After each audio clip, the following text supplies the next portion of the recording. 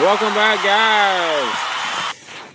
Weekend started early on Thursday night. Cleveland Browns get a victory. I don't know how many times I woke up in the morning and Cleveland has won. None in the last 635 days, but big win for Cleveland and Baker Mayfield, and proving the front office at Cleveland they may have been right by drafting Baker first overall. Could have went a lot of different ways right there, and played against another guy who was a first-round pick, and Sam Darnold, and really outplayed him. Only played the last part of the second quarter and then the second half, and rallied Cleveland. Looked like a whole different team with him in there. Hugh Jackson says what coaches say after the game, when asked who's going to be the quarterback, he said he had to look at the tape. I don't think there's any tape you need to look at. It was pretty cut and dry who the best quarterback on your roster is. Baker Mayfield was cool, confident, made good throws. I don't think he made a bad throw. He had 2 drops in the second half, but other than that, pocket presence, did whatever he needed to do, and it sets up well, I think, for Cleveland. If they had a field goal kicker, there's a good possibility they'd be 3-0 right now and leading that division, or possibly tied with Cincinnati at the top of that division. And the future's bright there with Jarvis Landry and Carlos Hyde. Brought over some guys. The defense is pretty good. It just proves that the draft's an inexact science. Most experts said Sam Darnold, was the prototypical next quarterback in the NFL, and he hadn't looked it. He made some bad throws last night as well, and we'll see. It's interesting. It makes for interesting conversation. Josh Rosen and Josh Allen. We'll see what they end up doing, and in Buffalo, there's not a lot of pieces to help out a rookie quarterback. So I don't know where they go. They're on pace to lose probably most of their games, if not all of them. But then it leads into another. What's going to end up happening today at some point. It was a big topic of discussion yesterday, black versus white quarterback. And, I don't think any GM goes into a draft or free agency and really cares whether it's black or white. I'm sure at some point, the Panthers wanted to draft the best available quarterback, and they got Cam Newton. And they didn't care whether it was, he was black, he was white, Deshaun Watson, I don't think he dropped, in the draft board because he was black. I just think, pocket passers is what win championships. The Tom Brady's, the Peyton Mannings. Aaron Rodgers has become more of a pocket passer. He will get out of the pocket, but it's not a scramble. It's just a shuffle. Drew Brees, Phillip Rivers, those guys win championships. Cam Newton came in the league and did a lot of run-pass option and kept the ball a lot until he got a couple of concussions, and now you see he gets rid of the football. Vince Young, it didn't transfer over, Heisman Trophy winner and all that. And, people say, well, why does Lamar Jackson need to play another position? Well, he's got a quarterback on his roster that's won a Super Bowl. Joe Flacco is the top 15 quarterback. He's decent in what Baltimore needs him to do. So if he wants to get on the field right now, he may need to do some other things. They got packages where he comes in and runs wildcat or whatever, mostly running the ball.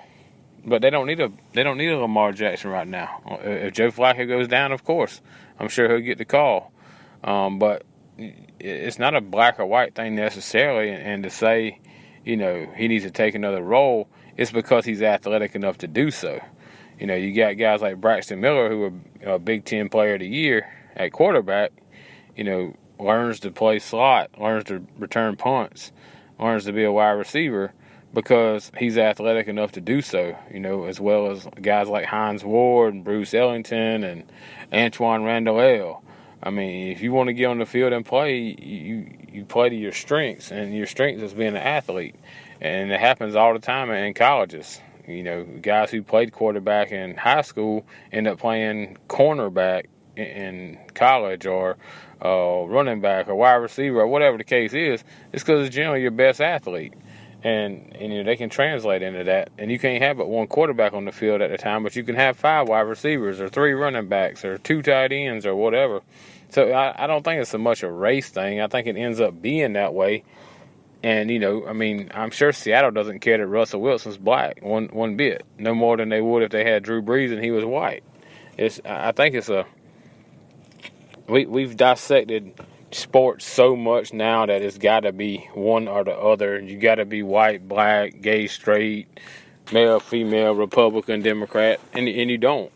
You play your best quarterback that's on your roster, and whether that's a black guy, a white guy, Hawaiian guy, which Alabama has, I don't think anybody really cares. I'm pretty sure, when Dallas was rolling and Dak Prescott took over for Tony Romo, nobody cared that Dak Prescott was black. It'll come on. The only time it'll come up is when if he struggles and they bench him, it becomes a racial issue. But anyway, good for Baker Mayfield. I think he's got some confidence. He's got a little swagger to him, and that's what Cleveland needs. And we'll see how that translates on down the season. Secondly, speaking of swagger, Conor McGregor has a press conference yesterday, signs an 8-fight deal with UFC, and I think that's a positive for UFC because if nothing else, he's a polarizing guy that people want to hear, people want to see, and he says things that are like shock jock radio. It draws people in, and he's kind of the WWE effect of selling a fight, much like Brock Lesnar, or those guys sell fights, and that's what he does. Chael Sonnen stayed around probably 5 fights longer than he should have just because of his mouth, and he lost every fight he fought. He really should have beat Anderson Silva, but he wasn't a complete fighter, I guess. But anyway, yeah, so the thing about 8 fights is that's a long time, and that's a long time to stay relevant, especially in this game where you only fight 3 times a year, maybe 4, and there's really not a lot of competition to sell the fight. But he's kind of like Tyson was, whether he fights Peter McNeely or Trevor Etienne or whatever the guy's name was. People will pay $60 to see him fight just because he's going to sell it. So it'll be interesting to see how that goes. I'm looking forward to it. At least the first half of it. By the second half, he might end up like one of Diaz boys and just be a washed out fighter. Thirdly and lastly is college football weekend. Heading to Tennessee this afternoon, but not to Nashville for the Vanderbilt South Carolina game, but instead to Knoxville to see Tennessee, Florida tomorrow night. Good weekend of football. At Tennessee, Florida matchup used to be one of the biggest in college football in the 90s when Fulmer and Spurrier each won a championship. 95 and 98, and the winner of that one, that series usually won the SEC East and set themselves up for a big bowl game, potential national championship. Times have changed. Both teams have new coaches and are rebuilding and trying to get more like 7, 8, 9 wins than 10, 11, 12 wins, but still should be interesting. A lot of bad blood there. Tennessee and Florida hate each other, so it'll be fun. Great environment. On the river at Calhoun's. South Carolina goes into Vanderbilt. I think everybody's pumping Vanderbilt a little bit because they had a chance to beat Notre Dame, and I just don't think Notre Dame's as good as we thought they were because Michigan's not as good as we hoped they were. Everybody thought Jim Harbaugh would come out this year and really have Michigan in the right direction, and they're not as good as we thought, even with a new quarterback, the transfer from Ole Miss, Shea Patterson. Their defense is pretty good, but their offense is still struggling. And I don't know, 8, 9, 10 wins, I guess, is what Harbaugh is going to do. He's a skinny Brady Hope in khaki pants, I reckon. So, Gamecocks go down there, didn't get to play against Marshall. Should be hungry. Hopefully that means that doesn't mean they're flat. We'll find that out quick. Got the doors blew off the last time out by Georgia. So hopefully they're ready to play. I think their secondary will be tested. The Shermer kid from Vanderbilt can throw it around. He's got 2 good targets to get down the field, and they're big guys. I imagine South Carolina will try to pound the rock, run as much as possible, then add a throw in there, here or there. We'll see. Brian McClendon, to me, is the biggest question mark I think his game plan against Georgia was suspect. They scored on a trick play and early on, and that was all. The 5 wide didn't work. The routes were questionable at best, and we'll see if he spreads the field against Vanderbilt. And it may just be that Georgia's that good, and that's a possibility too. I'm not taking anything away from Georgia; they're stout. But I think the Gamecocks can win this game. They've won 9 in a row against Vanderbilt, so I would guess South Carolina wins. 7 to 10 points, something like that. I don't think they're ever in danger of losing this game. Clemson goes to Atlanta to play Georgia Tech. Georgia Tech gives a lot of people trouble because of the triple option, but Brent Venables is one of those coaches who's got it figured out. He fires up the field and seals the ends with his front 7. Keeps the ball, inside the hash marks. Doesn't let him get outside and hit a corner. Does a real good job. Got 8 guys on that front 4. He can change in and out to really get it done. So, the weak part looks like for Clemson's the secondary, and Georgia Tech doesn't throw the ball down the field as much. So, I would suspect that Clemson wins easily. The biggest thing will be the quarterback play. It was controversy from the start of who's going to be the quarterback, and Kelly Bryant's dinged up, and Trevor Lawrence has been hit and miss. He's made some good throws, and then some others he hadn't. This will be another chance for him to get, practice, and this will be game 4.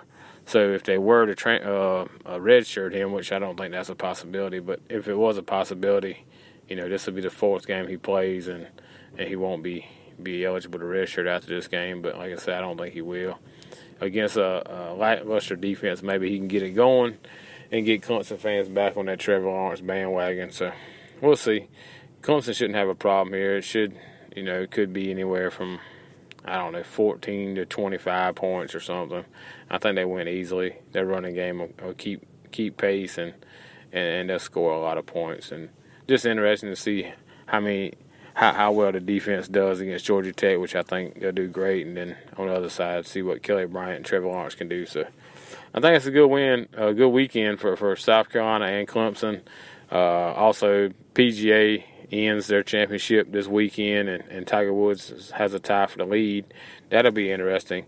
That'll be the one thing that gets people to flip back and forth between CBS and Fox watching football on Sunday, and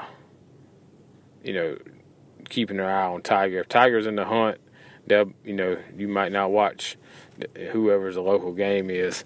You might not watch New England and Detroit. You might flip it over and see if Tiger can win his first tournament in years, and especially on a big stage in the PGA Championship. So somebody's getting $10 million, so that's enough for me to watch. But it'll be interesting. We'll see what happens today if he can back up that 5 under and do it again and stay near the leaderboard. He always has one bad round. I think generally Friday's a bad round, Saturday's his best round, and then Sunday he's got to make up the ground. So I'm still going to I'll take one of the Justin Thomas or Justin Rose to win it all, but we'll see how it goes. It should be fun. Thanks for listening, guys.